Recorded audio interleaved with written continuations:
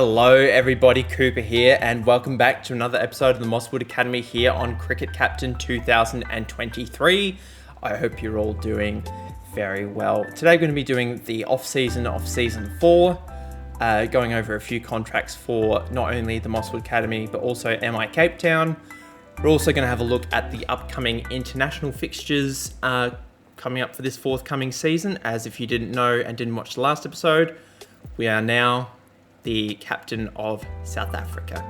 So, and we also, I should mention, in between the last episode and now, we have played in and won the World Test Championship, which I don't know if it's going to show me the results of that. It will. We beat India by 197 runs. We batted first. This was a severely weather-affected match. Actually, so we ended up losing about 4.5 hours worth of gameplay in this, well, not gameplay, but game time, I should say.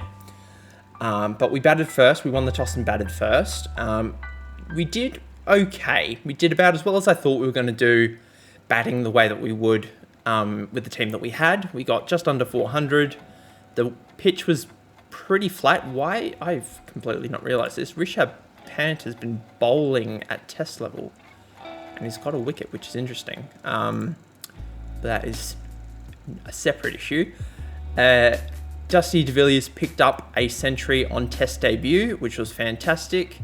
Markram, our captain, got 83 in an opening stand with Ferguson. Kurtzen got a half century, continuing his good test form. And then Flair and Janssen helped out towards the back end of the innings, getting 38 apiece. Shivam Mavi picked up 7 for in his best bowling figures of his career. We then, it was our turn to bowl, and we bowled India all out for 215. We had them 1 for 167 at one stage, and that became all out for 215. We took out the tail and the middle order very quickly, which I was very happy about. Akori picked up 4 for 33 on debut, Disco Jones picked up 2 for 87, and Marco Janssen got 4 for 37, with only Gibbs and Flair missing out on getting some wickets, which was unfortunate for him. We then batted it again. This is getting towards, I think, the back end of day 2, start of day 3, where we probably lost. We did lose most of day 2. We then batted again, as I said, with Ferguson getting his first test 100, as well as Williams getting his first test 100. We were 2 for 293, and then that became 7 for 418 when we declared.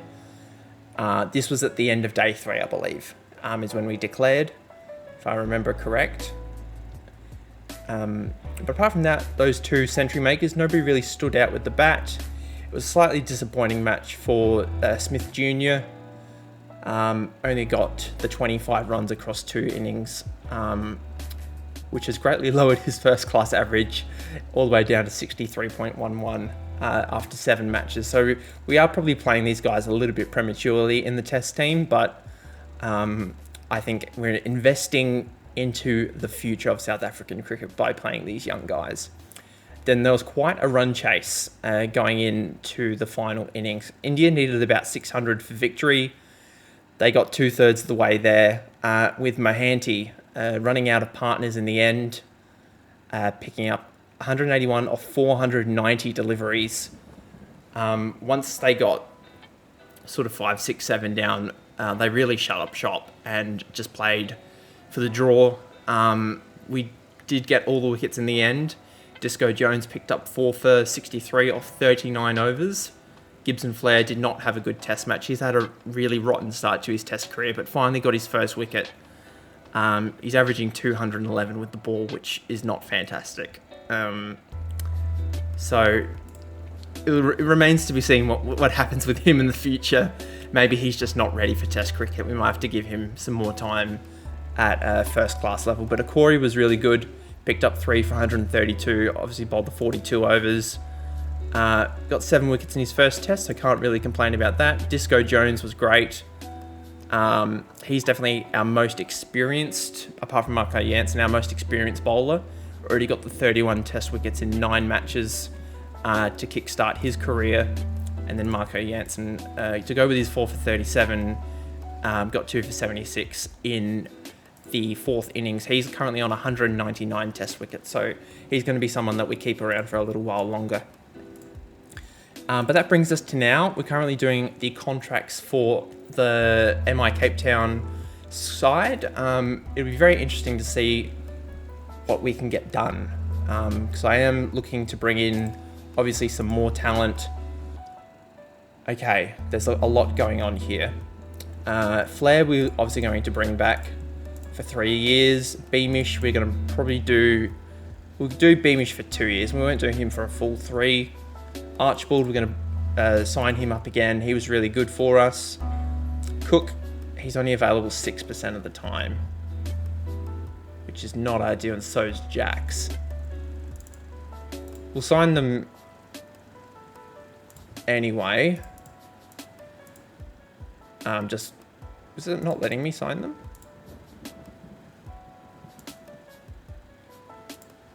It's just not letting me sign them. Okay, so we're going to have to let them go, unfortunately.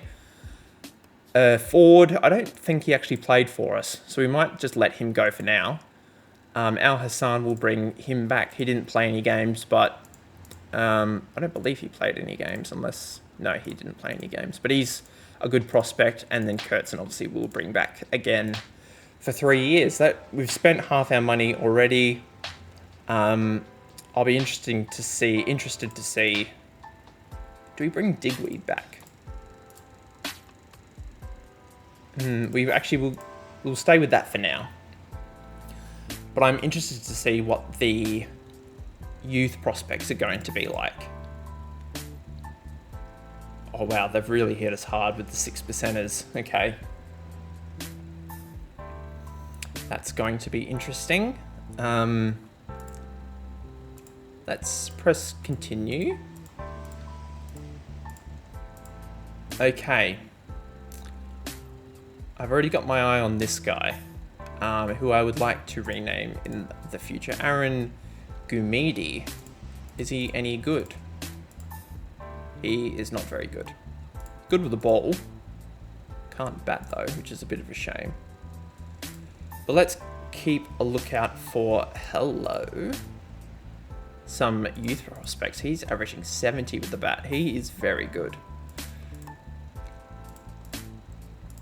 I might have to come up with some names in between videos, because I've not... Oh, Tabo Dawson's here. That's interesting. We might sign him up. He's only wanting not very much. I might have to come up with some names. I did not come prepared. Oh, if he wasn't 22, if he was a bit younger, I would sign him. But I'm really looking for the youngsters. Aiden Markram's here. There's some good names. Kashil, who's part of the Mosswood Academy. One thing we don't have is a really good all-rounder. And I'm really struggling to find one. Found another fast bowler. We can never have too many of those. Okay, I've made my decisions on the players I'm going to sign. I had actually a quick look at our squad. We actually did pick up Jax and Cook for a very cheap deal. So they are on the books for next season, which is great. I do, however, need a wicketkeeper, because I feel like Williams is going to spend some time with us on international duty, and De Villiers as well. So other than those two, we do not have a wicketkeeper. So I do need to sign one, probably as an overseas player, I would say. But I've made my offers. We have got some players I've renamed. We've got Sammy Wellington here, who was a fantastic prospect, averaging 71 with the bat at 3-day level, 54 at 1-day level, and just over 26 at second 11 T20 level. Tabo Dawson, you already know about. He's played a few first-class matches for us, got a couple of hundreds to his name. He is a little bit older, but I see him as someone who could really develop in the next couple of years while our main batsmen are away on overseas duties, or international duties, I should say. And then we've got the fast bowler we were looking at, Gerard Pinklet. We are going to have a quick scout at his 3-day stats. Let's have a look. Yeah, really economical. Averages under 20 with the ball. 17.5 at second 11, 1-day level. A little bit more, not much of a strike bowler at T20 level, but we do need some more express pace on our team. So that's who we're going for at this stage. And we'll look at the overseas contracts in a minute. So we have plenty of room to play around with. We might pick up Kashil actually on a 1-year deal. He can be our wicketkeeper. We could bring back Redwood, who's been playing a lot more T20s. Let's bring back Redwood on that contract. And Ford is there from last season as well. We do need another wicketkeeper. We might go Puran. We'll do that. Well, Puran didn't want to sign. Just give him a bit.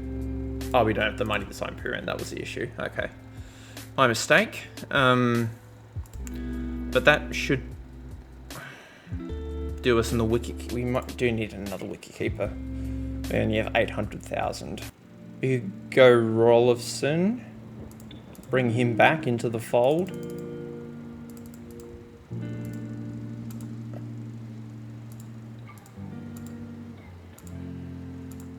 I think that's what we're going to do. We're going to go for Rolfson. That will do it. That leaves us with a bigger squad.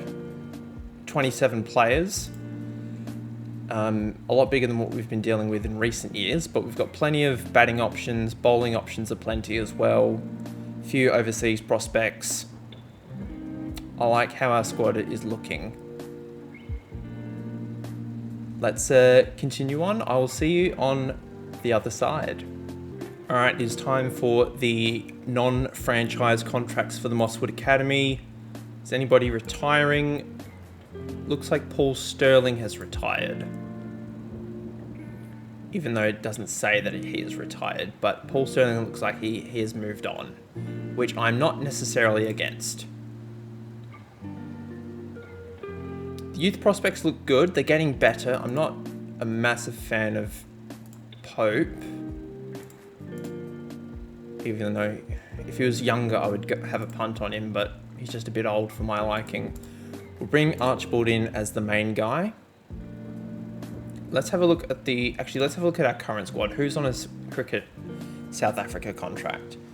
Williams, De Villiers, Smith Jr., Williams, Varenne, Jones, and Haynes, and Okori. So we really need to bulk out our side. So Kishil's going to come back. Let's sign Redwood again to a 20-over contract because he was good for us. Potgieter I'm going to let go. I think it's time. He's 31. He rarely plays for us, and I'm not really going to play him at international level. I think it's time. So we're going to let him go. Johnson, I'm going to give a 1-year contract to. Flair, I'm going to go 3 years. Actually, we'll give him 2 years because I really feel like he's an important player for us. Drake's, he's 20. How's he going at? He's still good at 3-day level. You know, I'm prepared to give him another year. If he plays well, you know, we'll give him another contract. Give him a chance. At least De Bruyne I'll let go. He's 34. Cilliers, give him a 1-year deal. That gives us 1.4 to spend on 2 players. Plus a reserve player, which gets us to 25. Hopefully we can get another. And we've obviously got to get the youth players as well. So hopefully we'll have enough to get us through. But we've got to keep a lookout for those youth players, as I said. Let's have a scout. Wellington's there for 310. Give him 350 just in case he wants to sign elsewhere. And then there was a bowler who we wanted to sign, Pinklet. We'll give him 400 for 3 years. Are there any of these all-rounders? Oh no. I'm yet to find a really good all-rounder. I'm really struggling with that. We need a wicketkeeper for our reserve player. That's what I'm feeling. Reserve salary can only be 4,300. Sorry, 430,000. We should probably, if we're going to bring in a bowler, we should probably sign a bowler. We'll sign probably a spin bowler as well, to be fair.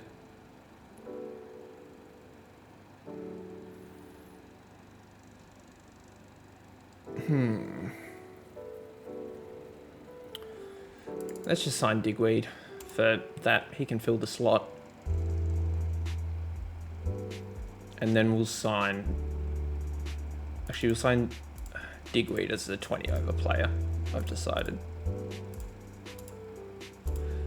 Let's just get everyone in the door. That way we know exactly how many players we have. We have 27 players, 400k to spend. One of those will be free. Might just sign him as our reserve. That's fine. And then we got 400k to sign a keeper. Sorry, keeper. Although we do have plenty of keepers here. We'll sign one more just to be safe. How are we going for openers? Actually, we need an opening batsman. We don't have anywhere near. If we're going to get an opening wicketkeeper, that would be extremely helpful. He is not very good. I've seen him before. He's too expensive. Let's just go for you.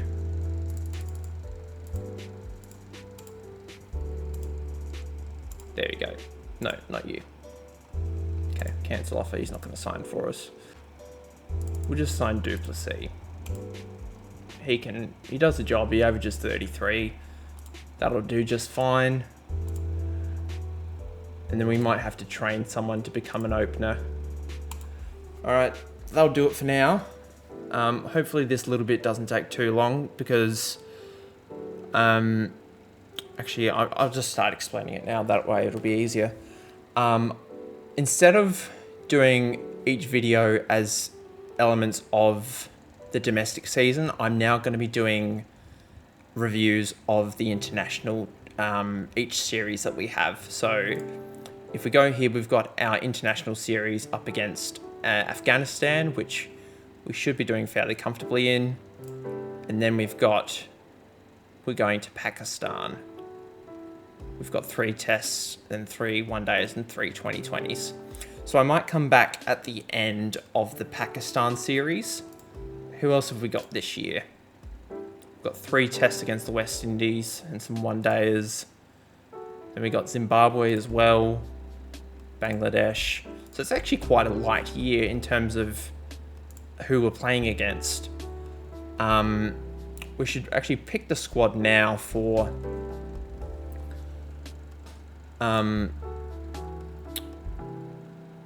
the next series up against Afghanistan. Now, Haynes is injured 3 weeks. Can we pick him anyway? We can't pick him. Okay, we'll just take him out. That's fine. Oh, someone would have retired. That's why. So we can still pick Haynes. And who do we bring in? We probably bring in another batsman. Actually, I'll drop Varane so he can keep. Because we've got keepers, we've got bowlers. Should probably bring in some batsmen. Let's go to first class career, have a look, see who's there.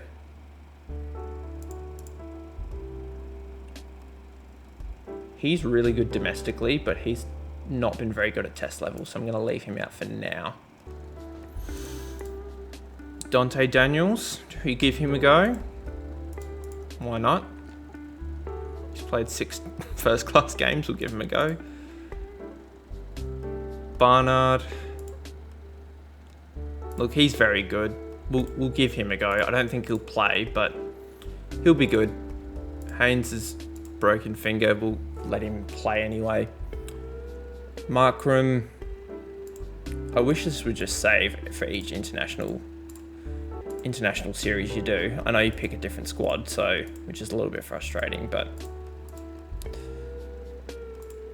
I think Zanderson's going to come in for Haynes, I think is what we're going to do. Actually, depending on what the pitch is doing, we might